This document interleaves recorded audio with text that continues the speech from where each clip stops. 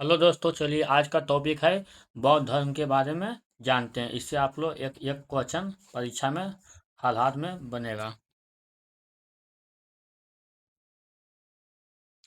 चलिए देखिएगा आज क्या पढ़ने का है, बौद्ध धर्म।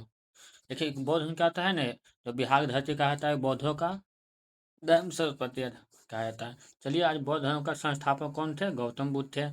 जिन्हें कहा जाता है एशिया का ज्योति कहा जाता है, याद रखिएगा। पूर्ण एशिया ऑफ लाइट किसको कहा जाता है? गौतम बुद्ध का। बुद्ध के जीवन संबंधित बौद्ध धर्म का प्रतीक है। जब जिस समय गौतम बुद्ध का जन्म कहाँ हुआ था? लुम्बिनी हुआ था। जो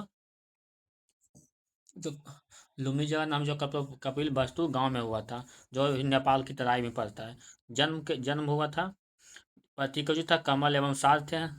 घटना कुछ था, निर्वाण था, पद था। चलिए आगे चलते हैं। गिरी त्याग मतलब क्या होता है? उसमें घोड़ा था, और जब मृत्यु हुआ तो वहां पर जब रहता था उधर कि मृत्यु क्या हो रहा है, उस चलते अपना गौतम बुद्ध ने घर छोड़कर फिर निर्वाण क्या हुआ, जहाँ उनको ऐसा थी दफनाया गया, उसको क्या कहते हैं? स्तूप कहते हैं एकदम। ज्ञान ज्ञान कहाँ मिला था? जो बोध गया में, याद रखिएगा। बोध गया जो है, जो बोधि बीज था वहीं पर, तो उन्हीं का मंदिर बना हुआ है गौतम बुद्ध का। पीपल के बीज के नीचे उनकी मृत्यु हुई थी। गौतम बुद्ध का जन्म, याद रखिएगा, 530 ईस्वी पूर्व में कपिल वस्तु के लुम्बिनी हुआ था। अभी बताए थे ना, कपिल वस्तु के लुम्बिनी नामक स्थान पर हुआ था, जो कहाँ पड़ता है? नेपाल में पड़ता है, याद रखिएगा। इसके पिता सुयोधन शाक्य गण के मुखिया थे, याद रखिएगा। चलते हैं आगे की बार। लिखा है, इसकी माता माया देवी की माया देवी की मृत्यु में इनका 7वें दिन ही हो गया। मतलब कहने का मतलब है, जब गौतम बुद्ध का जन्म हुआ था, इनका उनका मृत्यु कब हुआ था? 7 दिन के उम्र में ही उनकी माँ माया देवी की मृत्यु हो गई थी। इनका लालन लालन पालन इनकी सौतेली माँ प्रजापति गौतमी की थी, याद रखिएगा। इसके बचपन का नाम तो कुछ था गौतम बुद्ध का, सिद्धार्थ। जब जब आप तपस्या बाद उनको गौतम बुद्ध नाम मिला। गौतम बुद्ध का विवाह 16 वर्ष की आयु अवस्था में यशोधरा से, ये याद रखिएगा। उसकी पत्नी कुछ नाम थी गौतम बुद्ध का, यशोधरा के साथ हुआ था। इनके पुत्र का कौन था? एक ही था, राहुल थे। चलिए आगे चलते हैं दोस्तों। एक अगर सिद्धार्थ जब कपिल वस्तु से निकले तो उन्होंने निम्न 4 दृश्यों का कर्म देखा। जब घर से निकले थे सिद्धार्थ ने, तो कई 4 को देखा। पहले देखा बूढ़ा व्यक्ति, एक बीमार व्यक्ति, सब देखा हमने, जिसको कहते हैं मृत लाश सब। वो सन्यासी, जो कभी शादी भी नहीं करते उसको कहते हैं सन्यासी। संसारिक समस्याओं को होकर सिद्धार्थ ने 29 वर्ष की गिरी त्यागी। अब जिसे बौद्ध धर्म को जी कहा था महा भी निष्कर्मण कहा गया। जिसे घर त्याग उसको क्या कहते हैं? महा निष्कर्मण। अभी कल में क्या कहते हैं कि घर छोड़ने में क्या गृह त्याग करते हैं। चलिए आगे चलते हैं। आप लोग अच्छे से देखिएगा, समझिएगा और याद रखिएगा। इस कोई भी सरकारी गवर्नमेंट एग्जाम में 1 से 2 सवाल जरूर बनता है बौद्ध धर्म से। गृह त्याग करने के बाद सिद्धार्थ ने वैशाली में अलार कलाम से मिले, से शाक्त दर्शन शिक्षा ग्रहण की। कहाँ मिली थी? वैशाली आ गए थे। अभी वैशाली कहाँ पड़ता है? मुजफ्फरपुर के आसपास उस समय पड़ता है वैशाली। तो अलाल कलाम सिद्धार्थ मतलब वहाँ से नजदीक पड़ता है। सिद्धार्थ के गुरु थे। सिद्धार्थ के गुरु कौन बोले थे? अलाल कलाम, याद रखिएगा। अलाल कलाम के बाद सिद्धार्थ राजगीर रुद्रक रामपुत्र से शिक्षा ग्रहण की। फिर कहाँ गए थे? राजगीर आ गए थे। फिर आगे चलिएगा। फिर उर्बेला सिद्धांत में कौंडिन्य बाष्पा भरंदर नामक आश्वाई नामक 5 साधक मिले, याद रखिएगा।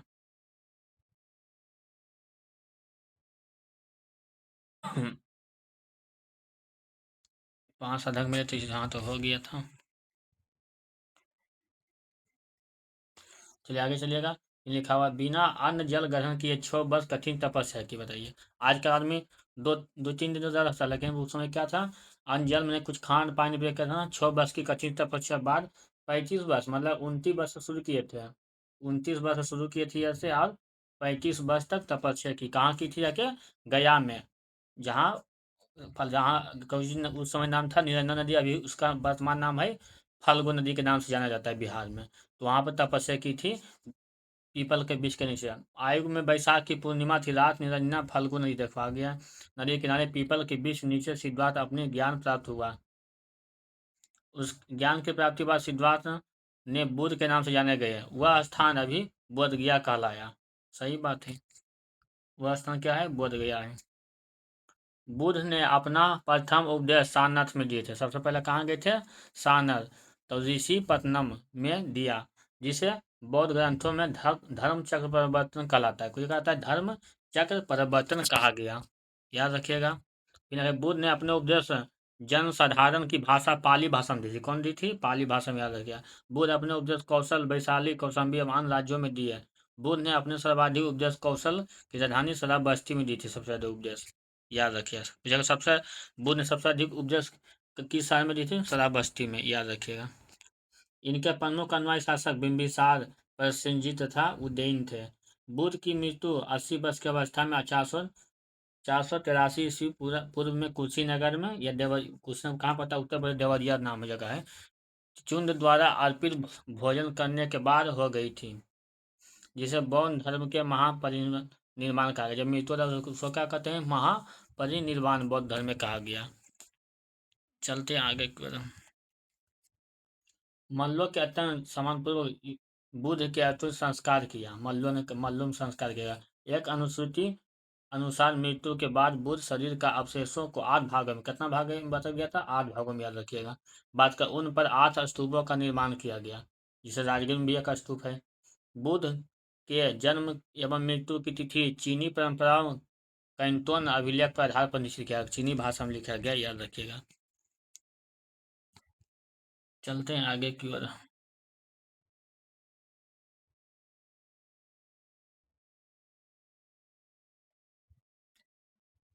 चलिए यहीं पर है, ठीक। आगे पढ़िएगा। देखिए, बौद्ध धर्म के बारे में विशद ज्ञान त्रिपिटक, उनका बुक कौन है? किताब है त्रिपिटक मता, जिसे विनय पिटक है, सुत पिटक, अभिपिटक। त्रिपिटक में तीनों आ जाता है भाग, विनय पिटक, सुत पिटक, अभिपिटक से प्राप्त हुआ। तीनों पिटकों में कौन भाषा में लिखा हुआ है? पाली भाषा में, याद रखिएगा, पाली भाषा में लिखा गया है।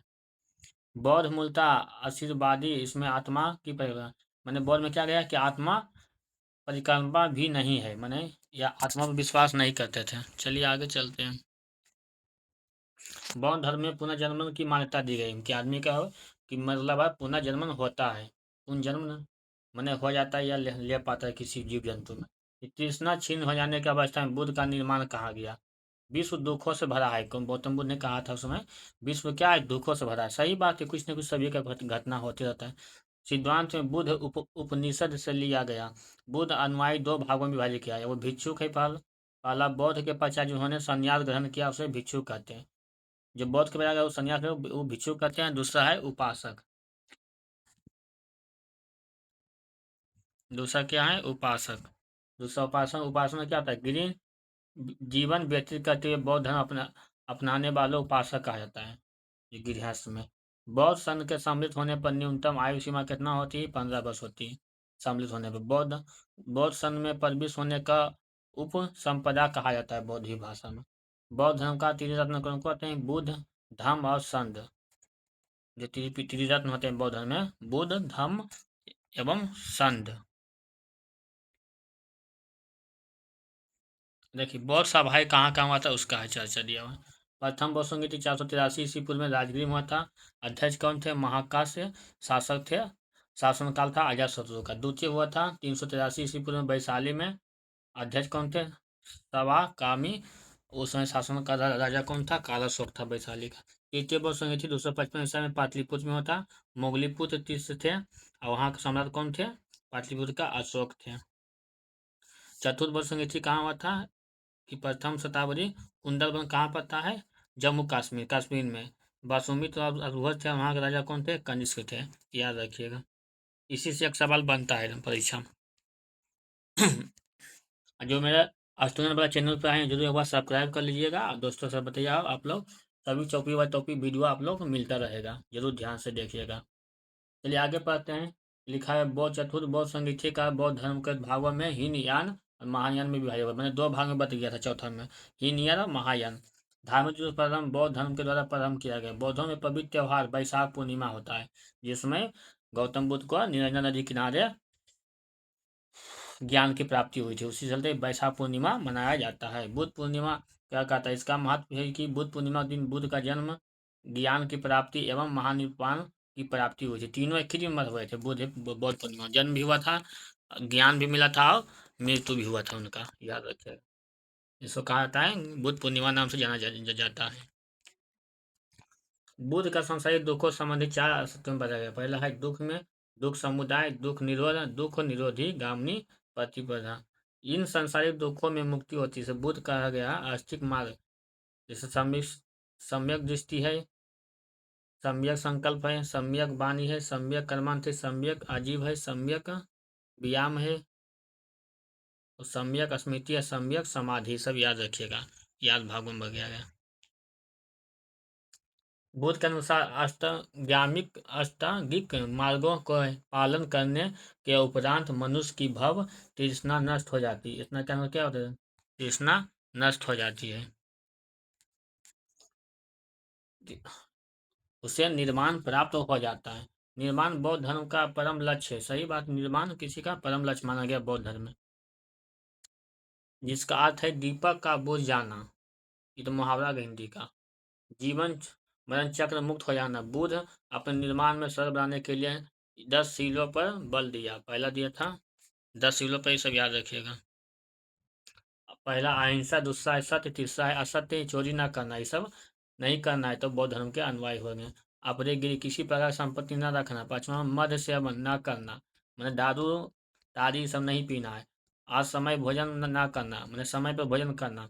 दुखप्रद बिस्तर पर नहीं सोना, जहाँ दुख पर वहाँ बिस्तर पर नहीं सोना है। धन संचय न करना है। स्त्रियों से दूर रहना है, मतलब स्त्री दूर मतलब क्या हो गया कि शादी ब्याह आपको नहीं करना है, वही चक्कर में उतना नियम था। 10वां था नृत्य गान आदि से दूर रहना, मतलब नाच गान में दूर रहना। लेकिन आजकल क्या करते हैं विद्यार्थी, सभी नाच गान में पढ़ाई पर ध्यान नहीं देते हैं। चलिए आगे चलते हैं दोस्तों। फिर लिखा गृहस्थों में केवल प्रथम 5 शील तथा भिक्षुओं में 10 शील मानना अनिवार्य है। बुद्ध ने मध्यम वर्ग मध्यता पर उपदेश दिया। लिखा हुआ अनिश्वरवाद संबंध बौद्ध धर्म और जैन धर्म में समानता। देखिए बौद्ध धर्म चातक कथाएं प्रदर्शित करती है बौद्धिस्ट अवतार के रूप में भी, पशुओं में रूप में जाना में भी है। आगे देखिएगा।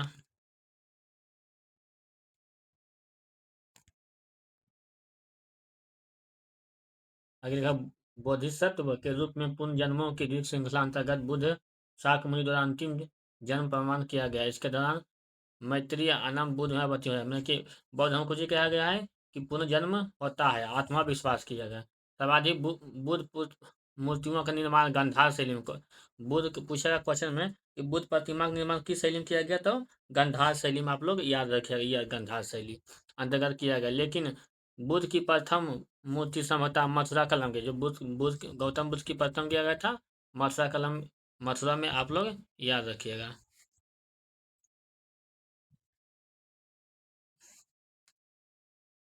चलिए आगे चलते हैं ना। मथुरा कली में किया गया था। तिब्बत भूटान पड़ोसी देशों में बौद्ध धर्म का प्रचार पदम संभव ने किया। इनका संबंध बौद्ध धर्म के वज्रयान शाखा से था। इनकी कितना है, इनकी ऊंची 123 फीट ऊंची मूर्ति है, जो हिमाचल प्रदेश में रेवालसर में झील में है। याद रखिएगा। लिखा भारत में उपासना की जाने वाली प्रथम मूर्ति संभवतः बुद्ध की थी। किसका थी, तो बुद्ध की थी। चलिए तो एक बार जरूर सब्सक्राइब करें, साथ में लाइक करें। मेरा चैनल क्या है, स्टूडेंट बाला। यस भैया, स्टूडेंट बाला आप लोग याद रखिएगा। इतने अच्छे बताए हैं, आप लोग जरूर एक बार पढ़ेंगे, अच्छे से याद होगा। नहीं तो एक बार नहीं 2 बार देखिए वीडियो, पूरा जरूर देखिए, आप लोग को अच्छा लगेगा। इससे आप परीक्षा में, हर परीक्षा में, चाहे बिहार पुलिस दरोगा, SSC हो, चाहे रेलवे हो, इसमें एक क्वेश्चन मिनिमम तो एक क्वेश्चन जरूर मिलेगा। मैक्सिमम जितना क्वेश्चन मिले, मैंने एक एंड 2 क्वेश्चन हर परीक्षा में मिलने की संभावना रहता है। चलिए आते हैं, तुम थैंक यू, धन्यवाद।